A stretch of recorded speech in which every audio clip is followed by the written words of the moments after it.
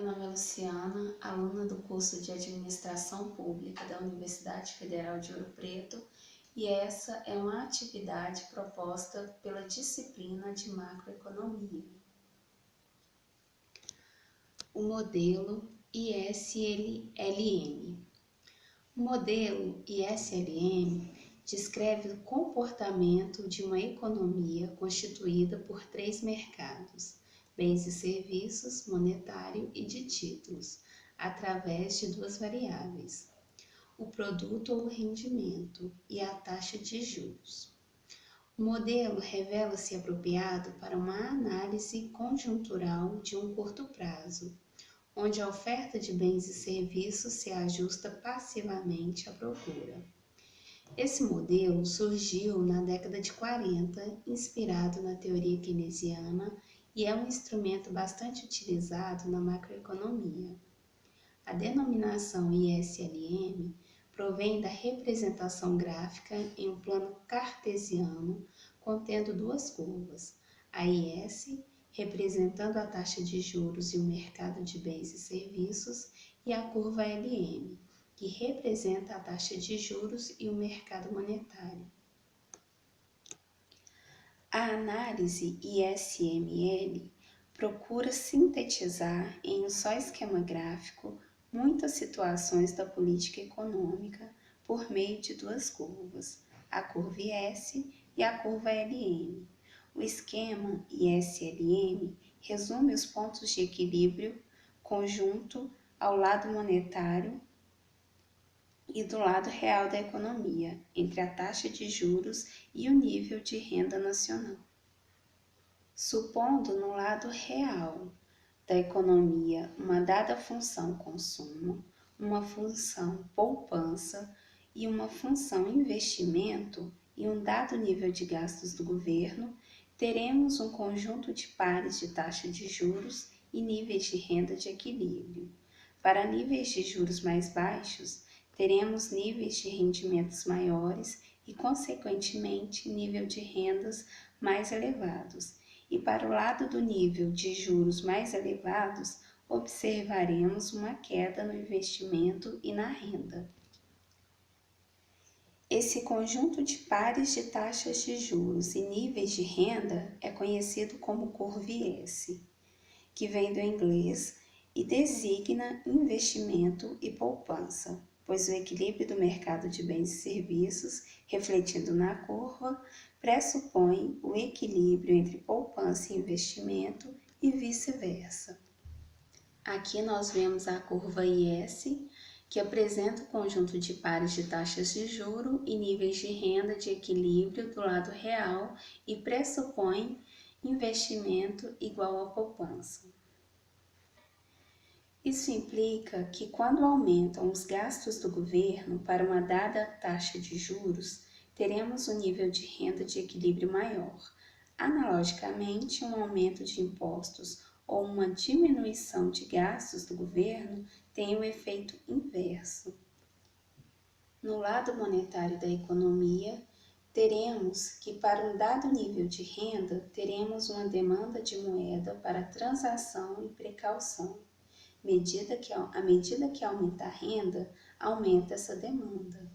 Se o estoque de moeda for fixo, o aumento de renda provoca um aumento da taxa de juros, pois como aumentou a demanda de moeda, aumenta os preços da moeda, que é a própria taxa de juros.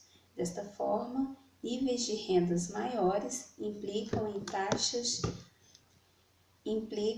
taxa de juros maior ou igual.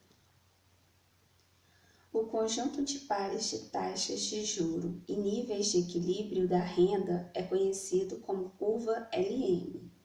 O nome vem do inglês e designa demanda e oferta de moeda.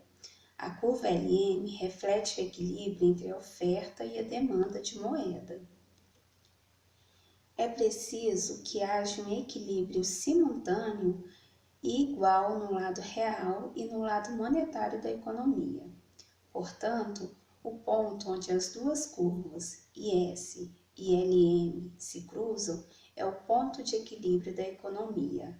A análise ISLM permite analisar o resultado da combinação de políticas monetárias e fiscais e seus impactos sobre o lado real e o lado monetário simultaneamente. O modelo ISLM é uma extensão do modelo keynesiano simples de determinação da renda, com a permanência dos pressupostos básicos, demanda agregada determinando produto, preços constantes. A diferença está na incorporação do mercado de ativos no modelo. Nesse modelo, introduzimos a taxas de juros que influem na determinação da renda por meio de investimentos agregados. Teremos a determinação simultânea da taxa de juros e da renda, que equilibram o mercado de bens e ativos. A curva IS mostra as condições de equilíbrio no mercado de bens e serviços, ou seja, a taxa de juros e o nível de renda nacional em que a oferta agregada iguala-se à demanda agregada. A redução de taxas de juros levam à elevação nos investimentos e, consequentemente, na demanda, necessitando de maior produção para equilibrar o mercado de bens.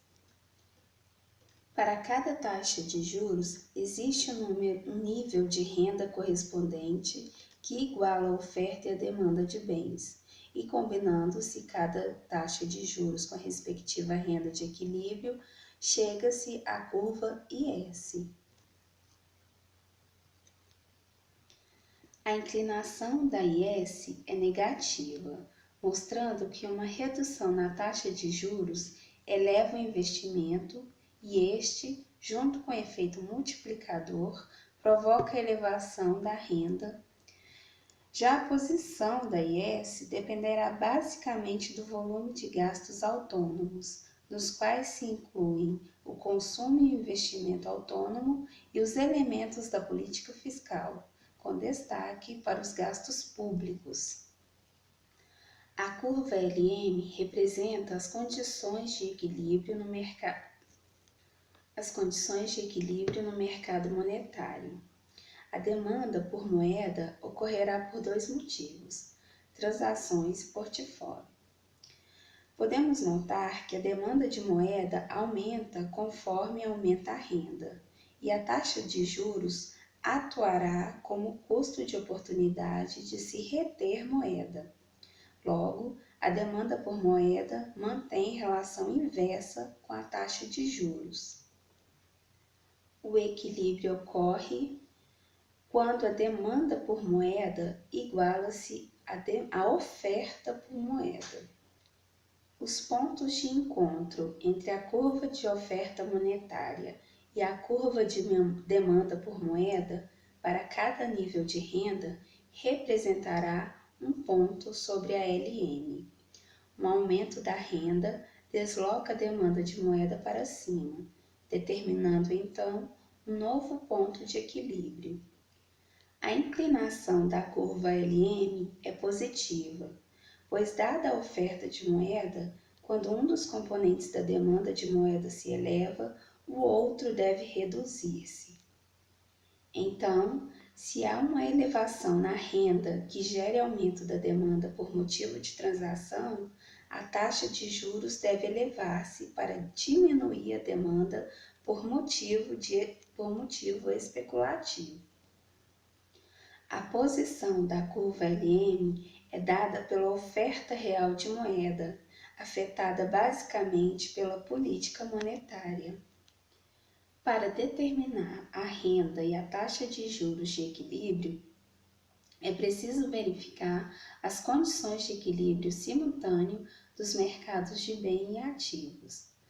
A economia estará em equilíbrio quando um par se encontrar tanto na IS quanto na LM. Isso ocorre no ponto E. Quando a economia se encontrar em desequilíbrio, os mecanismos de mercado vão agir no sentido de levá-la novamente a um ponto de equilíbrio. Este novo ponto de equilíbrio poderá ter outro nível de produto e de taxa de juros ótimo.